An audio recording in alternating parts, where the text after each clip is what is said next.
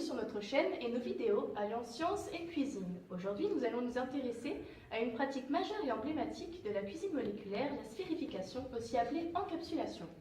Cette technique permet d'envelopper une goutte de liquide dans une fine membrane qui est, dans le cas que nous allons étudier, obtenue par gélification d'alginate de sodium au contact de calcium. Cette technique déjà utilisée par les industries pharmaceutiques depuis des dizaines d'années pour fabriquer les microcapsules de principes actifs débarque aujourd'hui dans nos cuisines, nous permettant de créer facilement de petites sphères gélifiées aux multiples saveurs. Alors, comment peut-on les recréer à la maison? C'est ce que nous aborderons dans un premier temps, puis nous verrons la science qui se cache derrière, car, outre leur aspect esthétique et ludique, la structure et la texture de ces sphères résultent bien des réactions chimiques et physiques que nous expliquerons. Intéressons-nous donc à la façon de recréer ces billes à la maison. Pour cela, vous aurez besoin d'un peu de matériel et de quelques ingrédients. Tout d'abord, 300 g d'eau pauvre en calcium ou déminéralisée. Puis, 50 g de sirop du goût de votre choix.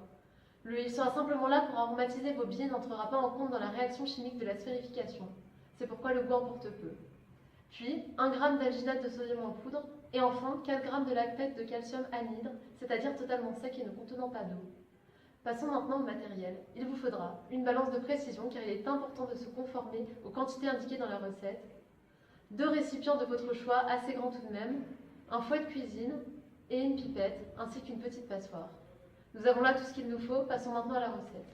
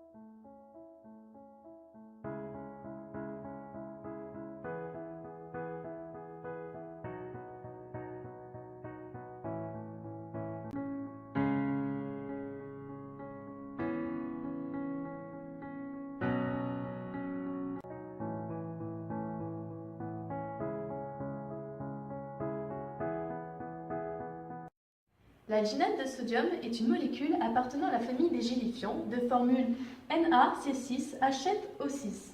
Comme il s'agit d'une très longue molécule, on l'appelle macromolécule. La structure de l'alginate de sodium est la suivante. Ce motif se répète, formant une chaîne de molécules d'alginate de sodium.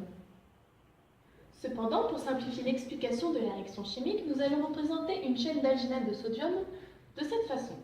La molécule d'alginate de sodium est composée de groupements carboxyle, COO-, et d'ion sodium, Na+.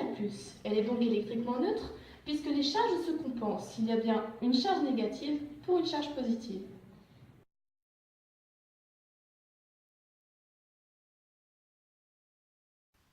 Le chlorure de calcium présent dans le bain contient lui des ions Ca2+, et l'alginate de sodium des ions Na+.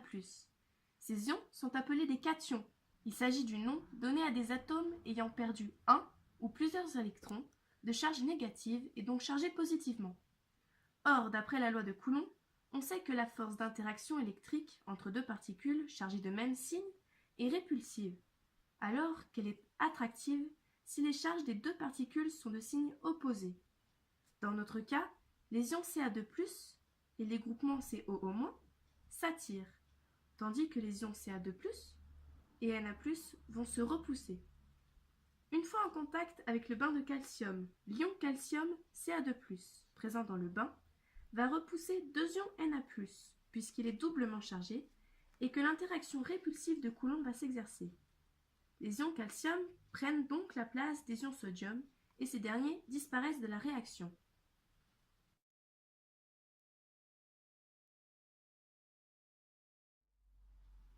Il ne reste donc que les ions COO- et Ca2+. Les ions sont maintenant de charge opposée et vont donc s'attirer. Comme les ions Ca2+ sont 2 fois plus chargés, ils vont pouvoir se rapprocher simultanément de deux groupements carboxyles et lier ainsi deux chaînes d'alginate ensemble.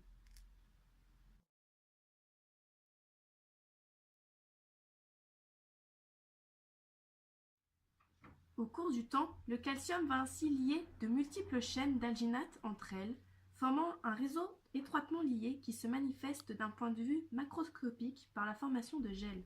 Le gel va ainsi englober une goutte de liquide. C'est pourquoi il faut servir les billes vite, de façon qu'elles gardent un cœur coulant, sinon la réaction va se poursuivre jusqu'à ce qu'il n'y ait que du gel. Voilà donc comment nous pouvons expliquer de façon scientifique la manière dont cette expérience peut modifier la structure des aliments, ici en formant à partir de deux solutions aqueuses des billes gélifiées. Alors nous pouvons nous demander pourquoi ce sont des sphères qui sont formées, car après avoir expliqué la partie chimique de cette réaction, nous en expliquerons la partie physique. Alors, lorsque la goutte sort de la pipette, plusieurs forces s'exercent sur cette goutte. Tout d'abord, une force de tension superficielle qui existe à l'interface entre les deux milieux, ici le liquide et l'air, et qui va obliger le liquide à avoir une aire de surface la plus petite possible. Or, la géométrie qui nécessite le moins d'espace est la sphère. Par ailleurs, le poids et les frottements de l'air sont deux forces qui s'exercent sur cette goutte, même si elles ne sont pas très importantes, et la maintiennent en quelque sorte, l'empêchant de se disperser dans l'air. Voilà donc l'explication des processus physiques et chimiques rentrant en jeu dans l'encapsulation et permettant d'obtenir des billes. La vidéo est maintenant terminée. Rendez-vous dans la prochaine pour l'explication du processus de gélification par les agar-agar.